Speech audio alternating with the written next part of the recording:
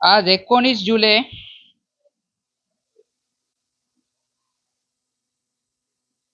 आपण प्रसंग लेखन नंबर 8 पाहणार आहोत, 10वीचं.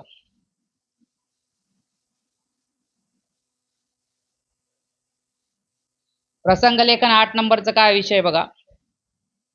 पावसाळी सहल या विषयावर पुढील मुद्दे विचारात घेऊन लेखन करा. तर हेडिंग आहे पावसाळी सहल. मुद्दे कोणते कोणते आहेत बघा. हेडिंग तर पावसाळी सहल आहे. मुद्दे कोणते आहेत आपल्याला. पावसाळ्याची सहल कुठे गेली म्हणून सांगायचे. खंडाळ्याच्या घाटामध्ये. कुठे गेली सांगायचे. खंडाळा माहिती आहे तुम्हाला. मुंबई पुण्याच्या जवळ गाव आहे खंडाळा. तिथं डोंगर वगैरे असतात. खंडाळ्याच्या घाटामध्ये पावसाळ्याची सहल गेली. तिथं काय काय पाहिलं. धुके व ढग यांचा संचार. पावसाची रिमझिम. एकदम हलका हलका पाऊस होता. रिमझिम रिमझिम. आणि त्याच्यामध्ये धुकं पण होते आणि ढग पण होते, कारण ते डोंगरावर आहे. माकडांसोबतची गंमत जम्मत ते पण सांगायचं तुम्हाला, की माकडं वगैरे आले ते माकडांसोबतची स्टोरी सांगायची. तिथं हिरवेगार डोंगर माथे, कोसळणारे धबधबे. पावसाळ्यामध्ये डोंगरावर भरपूर धबधबे असतात, तर ते बघितले म्हणून सांगायचंय. आणि पावसाळी हवेचा अनुभव, की पावसाळ्यात पूर्ण थंडगार हवा सुटली होती, रिमझिम रिमझिम पाऊस होता. तर पूर्ण तुम्हाला वर्णन करायचं. एवढे मुद्दे आले पाहिजे तुमच्या प्रसंग लेखन मध्ये. ते आता आपण चालू करू. माझ्या मागे मागे वाचा. पावसाळी सहल. हेडिंग दिली. खंडाळ्याच्या घाटात गाडी चाले धुक्यात. हे गाणे गात गात आम्ही खंडाळ्याला निघालो होतो. खंडाळ्याला निघाले आणि मस्त गाणे फिने लावलेत गाडीमध्ये. प्रत्यक्ष घाटात गाडी शिरली आणि काय आश्चर्य. चारी बाजूंनी डोंगर माथ्यावर काळे ढग वरवर जाताना दिसत होते. घाटामध्ये गाडी गेली. घाट म्हणजे असा डोंगराच्या मध्ये जास्त ना एरिया, असा रोड असतो जे डोंगरावर चढायचा, त्याला घाट म्हणतात.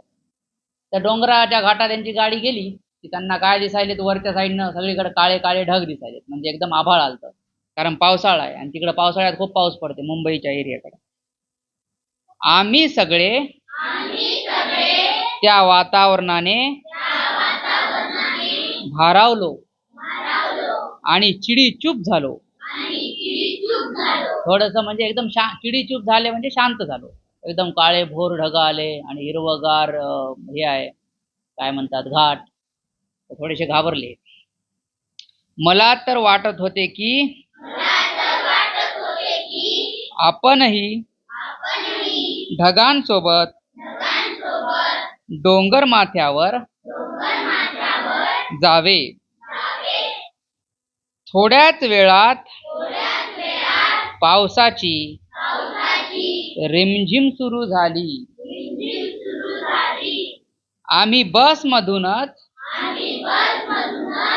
हे दृश्य भान हरपून पाहत होतो. थोडा आधी ढग आले काळे भोर आणि मग थोडं अजून पुढे गेली गाडी की काय चालू झाले, रिमझिम पाऊस चालू झाला. रिमझिम म्हणजे एकदम हलका हलका असा. आणि आम्ही हे सगळं भान हरपून पाहत होतो, म्हणजे आम्हाला काहीच लक्षात राहत नाही, एवढं सुंदर नजारा दिसत होता. त्याला म्हणतात भान हरपून जाणे. आम्ही राजमाचीवर पोहोचलो. तोपर्यंत पाऊस थांबला होता. वर तिथं पोहोचले ते डोंगराच्या टोकावर, तोपर्यंत पाऊस थांबला होता. त्यानंतर डोंगरावरून वाहणारे पाण्याचे धबधबे दिसू लागले. ते डोंगरावरून वरून पाणी खाली पडले की तिथं धबधबे तयार होतात. तेवढ्यात ऊन पावसाचा खेळ सुरू झाला. ऊन पावसाचा खेळ म्हणजे थोडं मध्येच ऊन पडणार आणि मग मध्येच काय येणार, परत पाऊस येणार. ढग येणार, ऊन येणार, पाऊस येणार. असं कोसळणारे पाणी सूर्याच्या किरणांमुळे चांदीसारखे चमकत होते. म्हणजे थोडस ऊनही पडलंय आणि पाऊसही पडायलाय, तर त्यामुळे उन्हातून पाऊस पडताना त्या पाण्याच्या थेंबामधून ते प्रकाश गेल्यामुळे ते चमचम चमकू लागलं. हिरवी शाल पांघरलेला डोंगर माथा आणि दर्या पाहताना तर मन हरखून गेले होते. आणि पावसाळ्यामध्ये पूर्ण डोंगर सगळे हिरवेगार होतात, कारण सगळीकडे गवत ते येते आणि सगळे झाडायला पण पानं भरपूर येतात, तर पूर्ण डोंगर हिरवागार होते, तर त्याला हिरवी शाल म्हणतात. की पूर्ण डोंगरावर हिरवी शाल चढवल्यासारखं पूर्ण सगळीकडे हिरवं हिरवं दिसू लागलं. तर आता इमॅजिन करा तुमच्या डोळ्यापुढे की पूर्ण तुम्ही डोंगराच्या वर आहे, पाऊस पण पडायला आहे, हलकं हलकं ऊन पण आले, सगळीकडे हिरवंगार डोंगर आहे आणि डोंगरावरून तुम्हाला दुसऱ्या डोंगरावरून खाली पडताना धबधबे पण दिसायलेत. तर एवढं सुंदर वातावरण आहे. एव्हाना एव्हाना म्हणजे आतापर्यंत आम्हाला खंडाळ्याला येऊन 1 तास झाला होता. म्हणजे आतापर्यंत किती घंटा झाला? 1 घंटा झाला येऊन. एवढं 1 घंट्यात सगळं पाहिलं. पण सगळेच जण त्या पावसाळी हवेचा अनोखा आनंद घेण्यात गुंग झाले होते. 1 घंटा झाला आणि पत्ताही लागला नाही, की सगळेच जण गुंग झालते, म्हणजे एकदम त्यांना वेळेचं भानच राहिलं नाही. सगळेजण डोंगर बघायलेत, धबधबे बघायलेत, पाऊस पडायला रिमझिम, आणि एकदम जोरात धो धो पाऊस नाही, रिमझिम हलका हलका पाऊस पडू लागला की चांगलं वाटतंय. खूप जोरात पडू लागला तर खराब वाटतं. मध्येच धुक्याचे लोट आले. धुकं कळते ना, पांढरा पांढरा असं धुरासारखं. आम्ही धुक्यात बुडून गेलो होतो. 5-6 फुटावरचेही दिसत नव्हते. पूर्ण धुकं आल्यावर असं पुढचं दिसत नाही, असं असं पूर्ण एकदम अस्पष्ट होऊन जाते, ब्लर होऊन जाते. तर 5-6 फुटावरचं पुढचं पण दिसत नव्हतं. पाऊस होता आणि नव्हता सुद्धा, म्हणजे मध्ये मध्ये यायला थांबायला असं तिथलं वातावरण झालं होतं. कोसळताना तो दिसतच नव्हता. पाऊस पडायला पण धुक्यामुळे दिसतच नाही. पण सूक्ष्म कणांनी आम्हाला भिजवत होता. एकदम हलके हलके पावसाचे थेंब होते. ते कटिंगच्या दुकानात मारतात फवारा बघा, असं एकदम हलके हलके, हा हा हा मस्त वाटते बघा. असा जोर जोरात रप रप रप रप नव्हता, तर एकदम सूक्ष्म कण, म्हणजे एकदम पावसाचे थेंब हलके हलके खूप छोटे होते आणि असे भुरभुर भुरभुर तोंडाला लागू लागले आणि दिसन झालते, कारण धुकं असल्यामुळे काही दिसन झालतं, पण थंडगार असा तोंडाला लागू लागला. हळूहळू धुके विरत गेले, म्हणजे धुकं कमी होत गेला हळूहळू. तेवढ्यात बाईंनी मक्याची गरम कणसे हातात दिली आणि मग काय, तर मग आता पावसाळ्यात लोकांना ते हे खायला आवडतात ना, मके भाजलेले. मग तिथं आता हे फिरायले खंडाळ्याला, सहल गेली ना यांची शाळेची, तर बाई म्हणजे मॅडमनं तोपर्यंत काय घेतलं, सगळ्यांसाठी मके घेतले आणि सगळ्यांना मके दिले हातामध्ये. आम्ही मक्याच्या दाण्यांचा आस्वाद घेण्यात दंग झालो.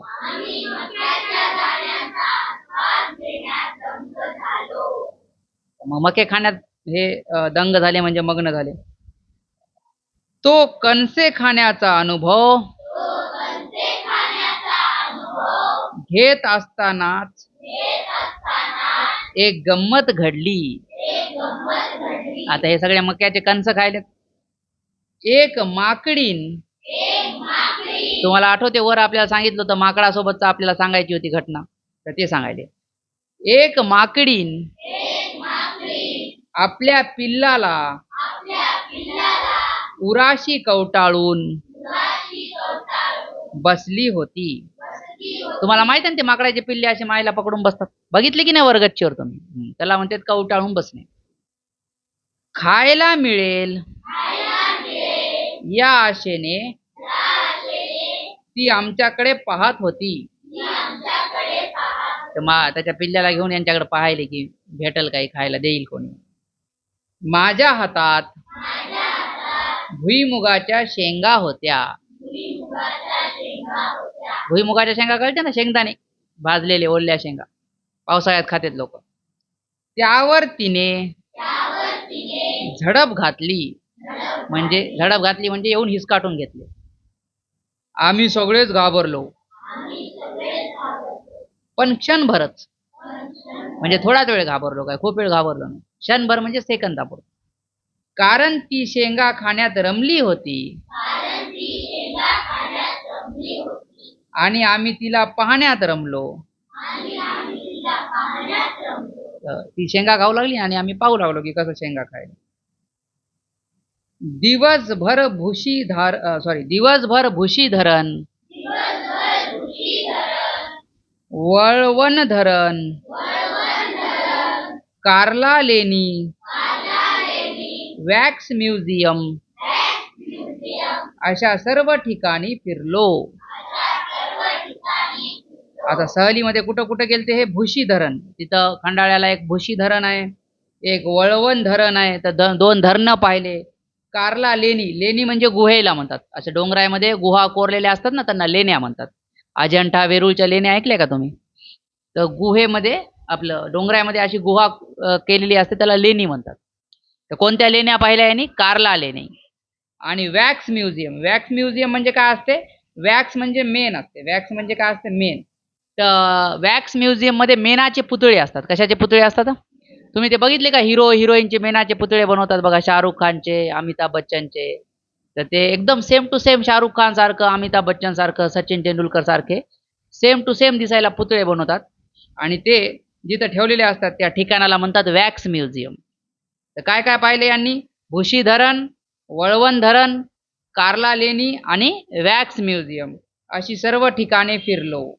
चला, गरमागरम भोजनावर ताव मारला आणि परतीच्या वाटेला लागलो. गरमागरम जेवले आणि मग वापस निघाले. सकाळी आले ते खंडाळ्याला, दिवसभर फिरले आणि मग आता परत निघाले. चला, आता पहिलेपासून वाचायचे, प्रत्येकाने एक एक वाक्य.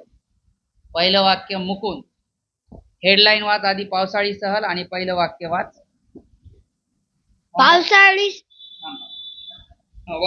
पावसाळी सहल खंडाळ्याच्या घाटात गाडी चाले धुक्यात हे गाणे गात गात आम्ही खंडाळ्याला निघालो होतो. चला, आता श्रुतिका. दुसरं वाक्य श्रुतिका फटाके.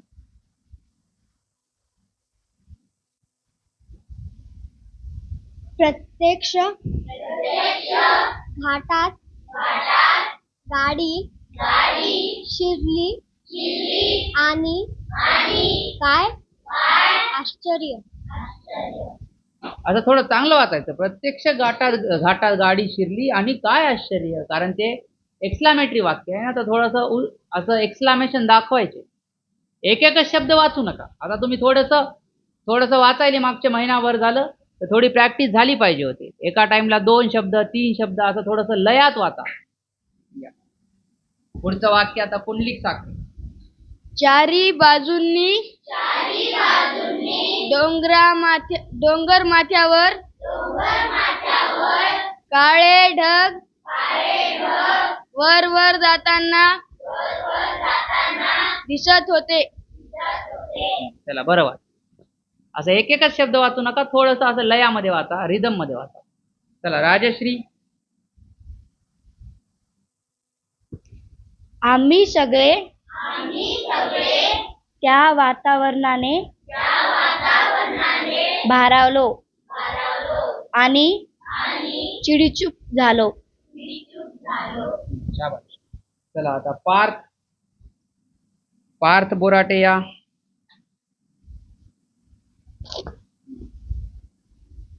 मला तर वाटत होते की आपणही ढगांसोबत डोंगर माथ्यावर जावे. नेक्स्ट वाक्य थोड्याच पासून झालीपर्यंत वाचायचं. वेदिका डाढाळे.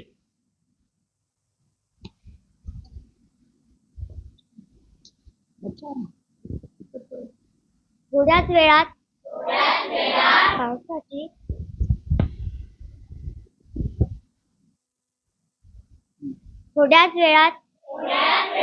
पावसाची रिमझिम सुरू झाली. चला पुढचं वाक्य सलाउद्दीन. आम्ही बसमधूनच हे दृश्य भान हरपून पाहत होतो. चला पुढचं वाक्य आता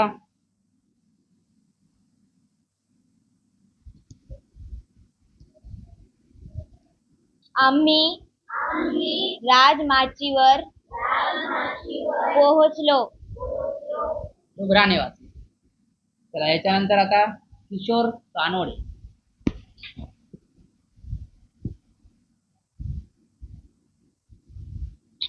तोपर्यंत पाऊस थांबला होता. पुढचा स्नेहल भुतळा.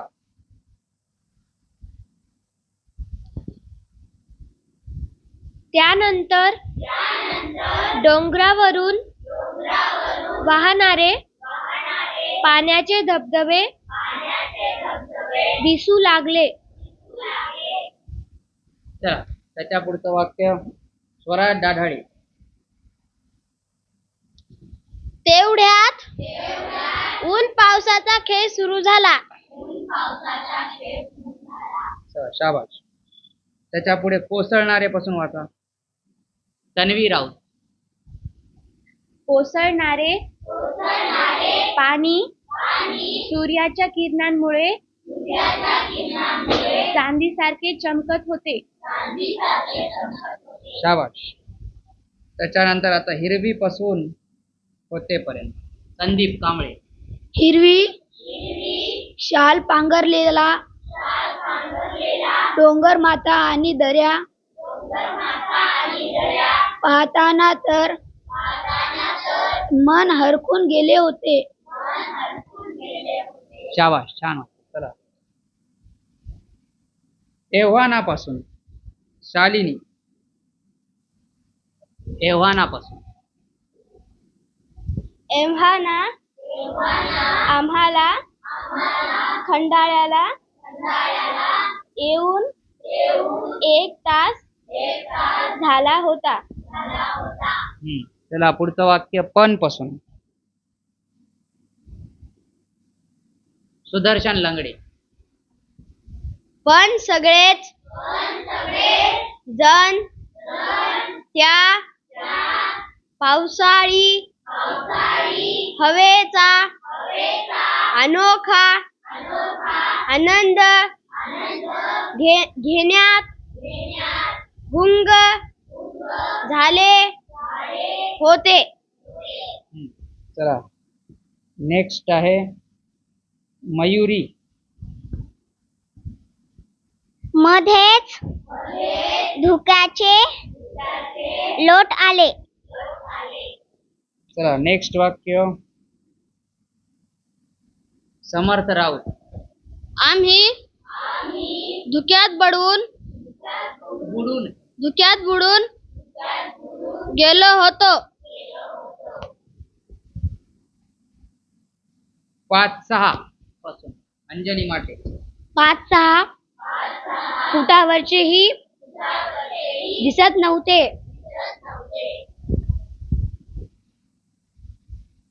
चला नेक्स्ट आहे पाऊस पासून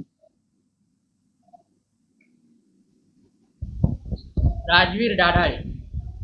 पाऊस होता आणि नव्हता सुद्धा.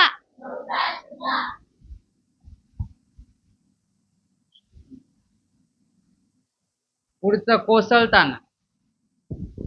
कोसळताना तो दिसतच नव्हता. त्याच्या पुढे पण पासून. रितेश. पण सूक्ष्म कणांनी आम्हाला भिजवत होता. त्याच्या पुढचं हळूहळू पासून. हा, अरविंद. हळूहळू धुके विरत गेले. त्याच्या पुढचं तेवढ्या.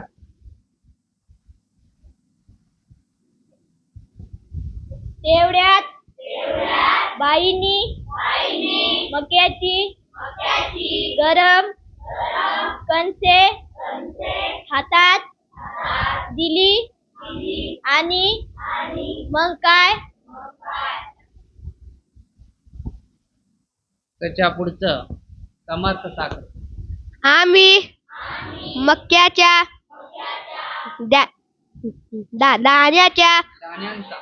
दाण्याचा आस्वाद घेण्यात दंग झालो. त्याच्या पुढचं श्रुतिका फटाले.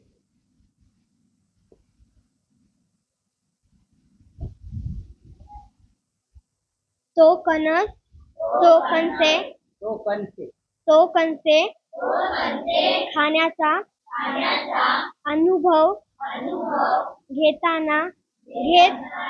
घेत असताना एक गंमत घडली. चला पुढचं. घाबरू नका, चांगलं वाचा. मुकुंद.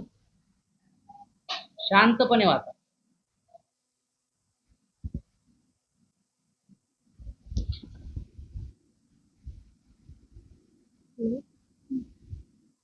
एक माकडी आपल्या पिल्लाला उराशी कवटाळून बसली होती. नेक्स्ट वाक्य. राजश्री.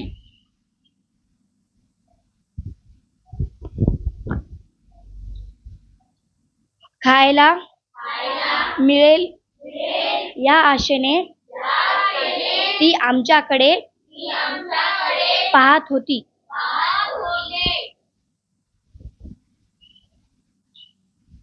पुंडलिक साखर. माझ्या हातात भुईमुगाच्या शेंगा होत्या. त्याच्या पुढे त्यावर.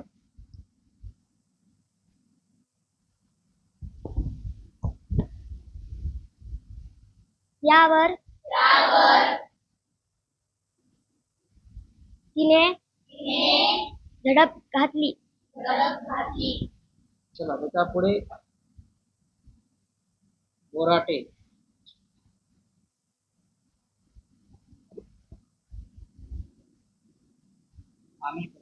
आम्ही सगळे घाबरलो. शुभ्रा. पण क्षणभरच कारण ती शेंगा खाण्यात रमली होती आणि आम्ही तिला पाहण्यात रमलो. नेक्स्ट. सलाउद्दीन. दिवसभर पासून फिरलो पर्यंत. दिवसभर भुशी धरण, वळवण धरण, कार्ला लेणी, वॅक्स म्युझियम अशा सर्व ठिकाणी फिरलो. चला लास्ट वाक्य कोण आहे आता. स्नेहल. गरमागरम पास. गरमागरम भोजनावर ताव मारला आणि परतीच्या वाटेला लागलो. झालं, शाबाश.